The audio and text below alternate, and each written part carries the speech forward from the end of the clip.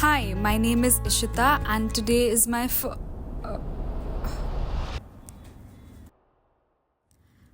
Hi, can you please tell me which side is the oh.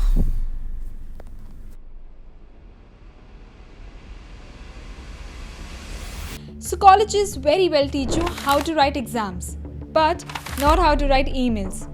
Now, no one really prepares you for getting ignored in the meetings, for unfair workload distribution, for working 12 hours a day without any kind of appreciation, and sometimes that we are like a family really means we'll make you work on weekends as well. But I'll be honest, despite all these, it's not all that bad. See, your first job is like a crash course in adulting. It's harsh, it's chaotic, but it's transformational. And I believe that every fresher needs this phase because beyond all the pressure lies your first breakthrough. From being treated like just any other intern to being the go to for everything. I'd say this journey is not for the weak hearted. But trust me, if you are smart, if you are consistent, then even the toughest scenarios can turn into your biggest wins. So today, your fresher coach Ishita, in this episode of Freshers GPT, is going to take you through real corporate experiences, both good and bad, that every fresher, or I'd say mostly every fresher, will face when they enter corporate. So you need to be prepared for it, and I'll also tell you how you can flip the worst ones into your advantage. So stay with me till the end. But before that, don't forget to subscribe to my channel. So I might want to hurt you guys first and then heal you later. So we'll start with the tough experiences first. Number 1, getting overlooked in meetings.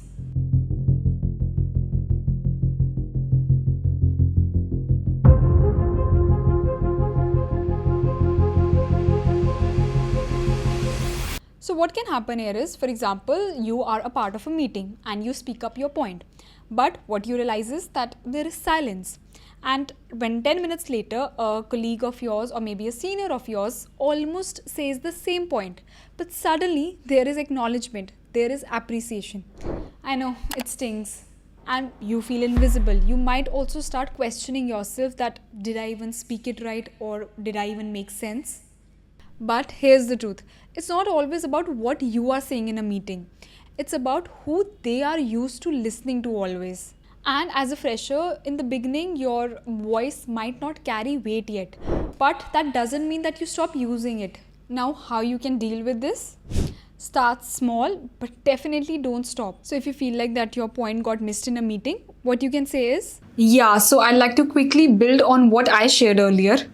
send a crisp follow-up message after every meeting that summarizes your contributions. And another thing you can do is start sharing mini insights or mini suggestions in your team chats or team groups because visibility doesn't always have to be verbal. And in corporate, it isn't necessarily about being the loudest person in the room because your voice will start sticking if you keep showing up.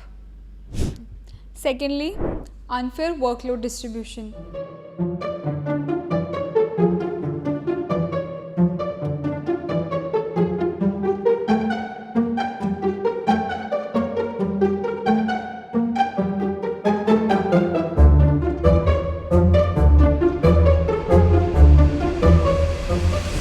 So as a fresher, it's very obvious for you to join your first job with a lot of excitement and great hopes.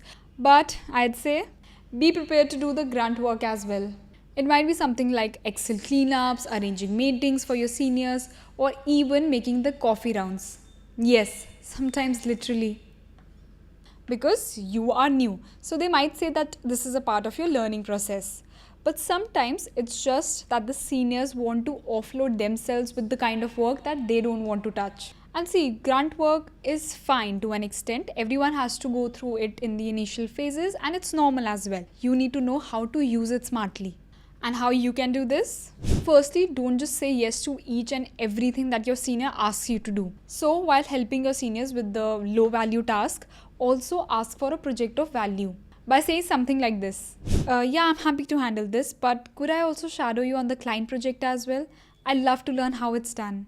Now this one line shows your initiative and also kind of sets a boundary for you. And over time, you can build leverage, visibility, and show them that you are just not here to serve but grow as well. Thirdly, being micromanaged.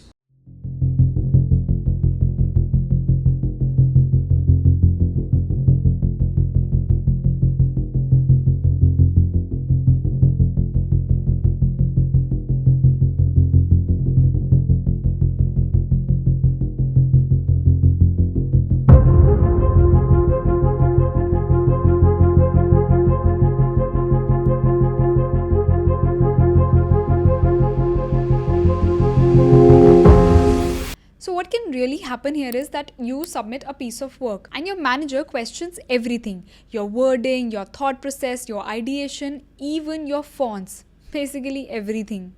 Now, it's always not because they hate you. It might be because they either have had really bad experiences with previous interns or previous juniors, or they just haven't learned how to let go of control. And as a fresher, you are always the easiest person to micromanage. But here's what you can do. Firstly, pre-exempt their micromanagement. Hey, just to keep you posted, here's exactly what I am doing, by when and how. Start sending proactive updates before they even ask. And you can also create a status tracker for longer projects. And eventually, when they'll see that you are transparent, structured, and consistent, the trust will slowly build. And once the trust comes in, the constant hovering will also reduce. Fourthly, the credit theft movements.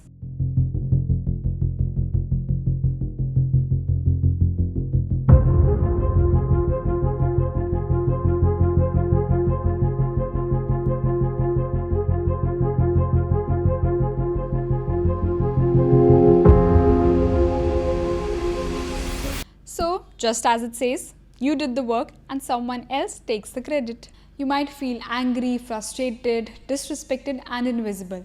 Now, this is often a part of subtle office politics, and some people definitely know how to play the visibility card better than they do the actual work.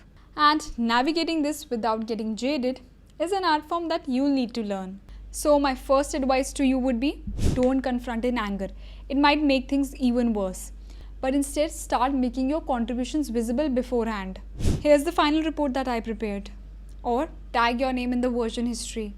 And in meetings, mention things like these. So while working on Project X, what I found out was, now this subtly reclaims your credit. And don't fight for credit after it's stolen. Claim it before it's taken. Fifthly, and this is something no one will make you realize, toxic positivity and gaslighting, even in corporate. So there might be times that you might feel really overwhelmed with the work you are doing, or with the different or new kind of circumstances around you, new faces popping all the time, any layoffs, any new projects, and you might want to vent it all out in front of some senior or colleague or a work friend. And what response you get in return is, that's how corporate works, just toughen up yourself. And why I am saying that this is dangerous? Because you might start eventually normalizing burnout and stop asking for support. So never be afraid to ask. Yeah, I'm definitely open to new challenges, but I do want to avoid errors due to any unclear timelines. So just a small request, can we prioritize? Be solution focused and not weenie. Learn assertiveness quite early in your career. You'll thank me later. Now enough with the bad experiences. It's time to heal you guys as well. So we'll be talking about the good experiences of corporate that might make all of this worth it for you.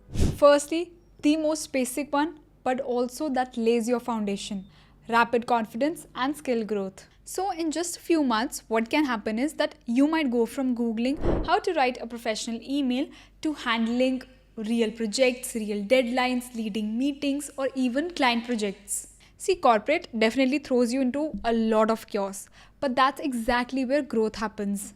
You learn more by doing than any other course could teach you, be it tools, be it communication, your decision making power, your approach towards handling each and every situation in life. So to make sure that this happens, log every task, tool and feedback. Trust me, it becomes your real portfolio. Try sharing even your small wins with your manager. That builds credibility for you. And another thing you can do is use these small growth stories in your future interviews. Freshers trip. Your first 90 days are your biggest growth span. So don't just waste them or enjoy them. Learn from them. Secondly, you will build a network that actually helps you.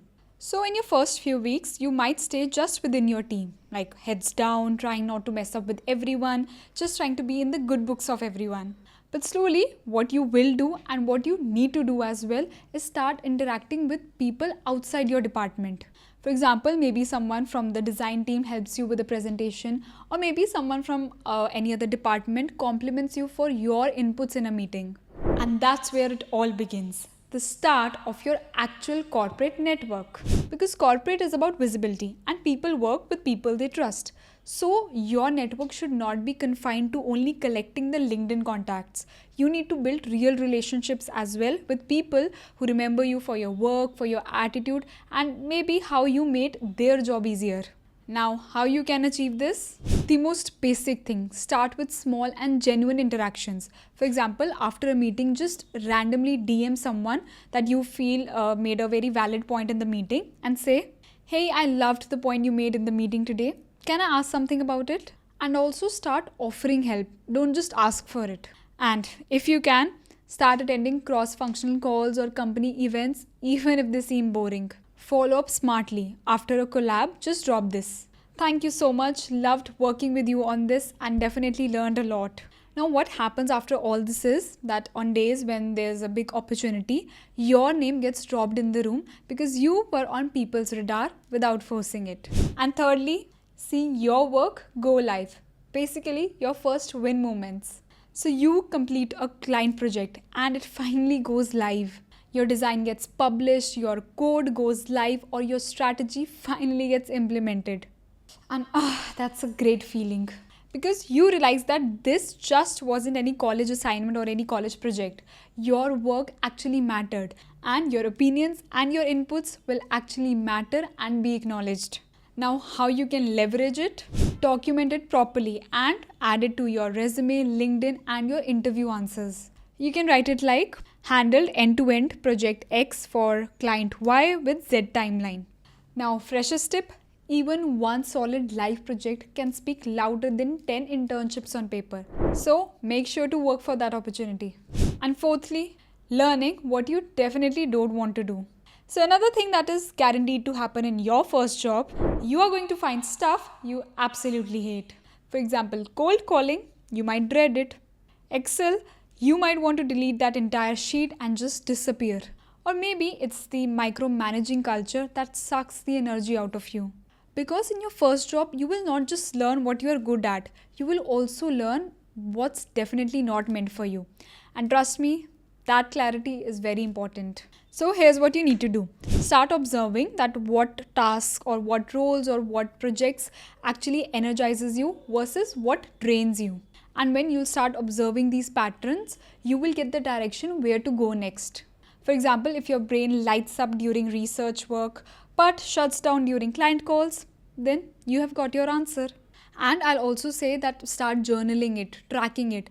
And I feel within 6 months, you will get a crystal clear idea that what exactly your next move should be. Because growth isn't just about moving up always. It's about finding out what aligns with you the best. And every, "oh, I hate this" moment is your roadmap talking. So listen to it. And if you guys found this video helpful, don't forget to put a thumbs up on it and do let me know in the comments what was your fresher moment that shocked you or maybe shaped your personality. I'll try replying to as many as I can. That's always been my goal, to reply to as many comments that I can. Also, let me know in the comments what were your experiences when you entered as a fresher for the first time in corporate. And also don't forget to share this video with your fellow freshers or anyone who's going to enter into the corporate life and might benefit from this video. And also don't forget to subscribe to my channel and keep following along all my content on my YouTube. And until my next video, as I always say, keep sharing, keep growing, keep learning, keep subscribing. Bye.